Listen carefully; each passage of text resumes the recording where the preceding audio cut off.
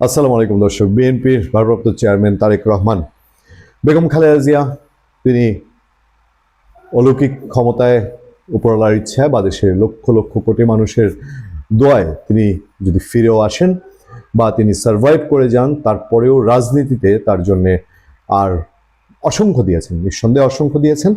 তার কাছ থেকে আসলে আর চাওয়াটা বোধহয় অন্যায় হবে এরকম একটা শরীর নিয়ে। তাকে শেষ বিন্দু পর্যন্ত তিনি যতক্ষণ সুস্থ ছিলেন, হসপিটালে ভর্তি হওয়ার একদিন আগে পর্যন্ত তিনি রাজনীতি, তার দল, পাশাপাশি যদি বলি তার দেশ বা তাকে নিয়ে যারা আশা ভরসা করেন তাদেরকে তিনি দিয়েছেন। তিনি 21 নভেম্বর 2025 যোগ দিয়েছেন রাষ্ট্রীয় অনুষ্ঠান সশস্ত্র বাহিনীর দিবসের অনুষ্ঠানে, এবং এটা তার একান্ত ব্যক্তির স্বার্থে না, নিশ্চয়ই তার দল, তার প্রিয়জন যারা আছেন তাদের স্বার্থ দেখার জন্যই তিনি নিজের এই কষ্টের জীবনে এত রোগাক্রান্ত শরীরে তিনি অ্যাটেন্ড করেছেন। ফলে এরপরে আর একটা মানুষের কাছে চাওয়ার কিছু থাকে না।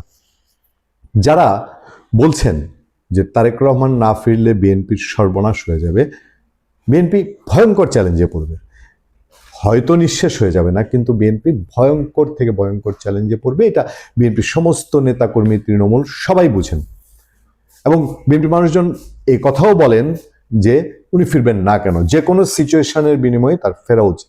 বলে কিনা আপনারা যারা খোঁজ করি, এমনিতে আবিধানিক মানে খুব বই পুস্তকের ভাষায় আপনি যদি আনুষ্ঠানিকতার ভাষায় বলেন তাহলে তো উপদেষ্টা আসিফ নজরুলের মতন বলতে হবে, যেগুলো রুচিকর না, কিন্তু বাস্তবতা তো তাই। সারা দেশের মানুষের মধ্যে এই আলাপই চলছে, তারেক রহমান ফিরলে এক, না ফিরলে আরেক।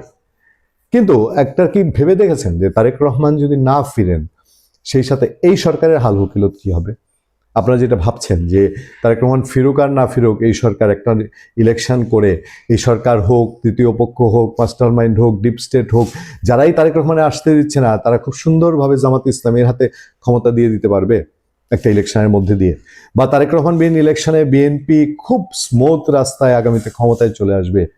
ব্যাপারটা যে অতটা সহজ না। একটা নির্বাচন, জাতীয় নির্বাচন তোলা, বাংলাদেশের মতো 12 বাদেম্মা, বোঝেন 12 বাদেম্মা দেশ, এখন 12 বাদেম্মার মতন অবস্থা।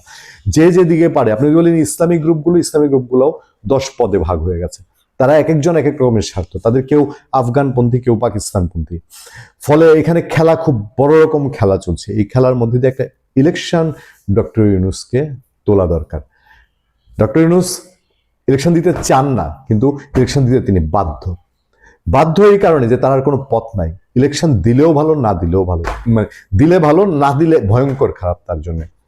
মানে হচ্ছে একটা ইলেকশন যদি না হয়, ডক্টর ইউনূসের এক্সিট, বা ইলেকশন না দিয়ে চলে যাবেন, অথবা ইলেকশন না করে তিনি বসে থাকবেন, আর কোনো পথ তার সামনে খোলা নেই। ফলে তারেক রহমান যদি না আসেন, বিপদ বিএনপির যতটা আছে তার চেয়ে বেশি আছে এই সরকার এবং সরকারের যারা এতদিন লেটে চুটে পুটে খেয়েছেন আর কি, তাদের সবার।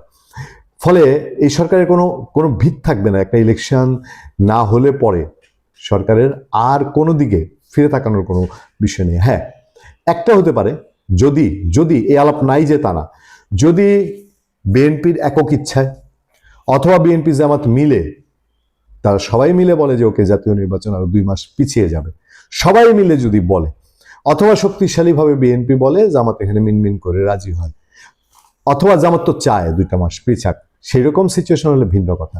কিন্তু ইলেকশন দিতে যদি ব্যর্থ হয় সরকার, তাহলে এই সরকার, ডক্টর ইউনূসের প্রশাসন, সবার জন্যই এটা ভয়ঙ্কর একটা বার্তা। ফলে তারেক রহমান আসা না আসার পরে বাংলাদেশের নির্বাচন, বহু কিছু জড়িত। এখন যারা মাস্টার মাইন্ড, যারা বাধা দিচ্ছেন, যারা মনে করছেন তাদের যেই তরিকা, তারা যেই তরিকায় যেতে চাচ্ছেন, যেই পলিসি যেতে চাচ্ছেন, এই পলিসি নিয়ে বিএনপির মধ্যে টেনশনটা কোথায়? বিএনপির মধ্যে একটা টেনশন আছে, বা এই সরকারের মধ্যে একটা টেনশন আছে। ধরেন যে অল্টারনেটিভ আলাপ আলোচনাগুলো হয়, সে আলোচনার হলে এই 15 মাস দেশে যারা অন্যায় অপরাধ করেছে তাদের ঘুম হারাম হবে না? আওয়ামী লীগের তারা ধরেছে। এবার এই 15 মাস দেশটারে যারা নাকানি চুবানি খাওয়ালো, দেশে যারা মব করলো, দেশে যারা চাঁদা তুললো, যেতে যারা রাহাজানি করলো, আইন শৃঙ্খলা ঠিক রাখলো না, যারা আইন আদালতকে যাচ্ছে তাই হিসেবে ব্যবহার করলো, যারা সরকারি সমস্ত মাল সম্পদকে নিজের বলে ব্যবহার করলো এবং অন্যায় অবিচার করলো, দেশের স্বার্থ জড়াঞ্জলি দিয়ে সিদ্ধান্ত নিল, যদি দেশপ্রেমিক কোনো গ্রুপ মনে করে যে ইলেকশন দিতে পারছে না ডক্টর ইউনূস, তখন সিচুয়েশনটা কি দাঁড়াবে। এই টেনশনটা বিএনপিরও একটা অংশের মধ্যে আছে, যেটা অপরাধী অংশ। আওয়ামী লীগে যেরকম অপরাধী আবার কিছু ভালো ছিল, বিএনপি তো এই 15 মাসে এরকম দুটা ভাগ হয়েছে কম বেশি মিলিয়ে। আর এই সরকারেও আছে। এই সরকার আপনি হাতে গুনলে, আজকে আমাকে একজন খুব দায়িত্বশীল মানুষ, আমি তার নাম বললাম না, পলিটিক্স করেন, বিএনপি ঘটনার পরে বিএনপির পলিটিক্স করেন, খুব দায়িত্বশীল। তিনি আবার বলছেন, হঠাৎ আলাপচারিতা আছে, আমি 3টা লোক খুঁজে পাই। একটা হলো অর্থ উপদেষ্টা, তারেক রহমান দেশে না আসতে পারলে ইউনূসের কি হবে? 3জন স্বরাষ্ট্র উপদেষ্টা, তাকে যত ব্যর্থ আমরা বলি, স্বরাষ্ট্র উপদেষ্টা।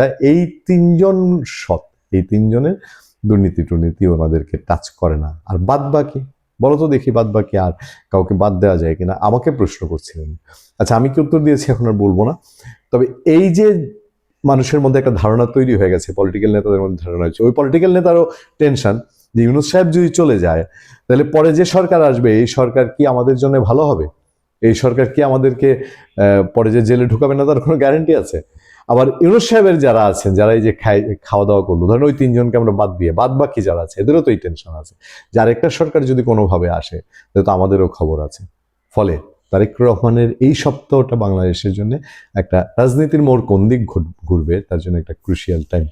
ভালো থাকবেন, সুস্থ থাকবেন। আপনাদের সাথে আমি আতিক রহমান, পূর্ণিয়া।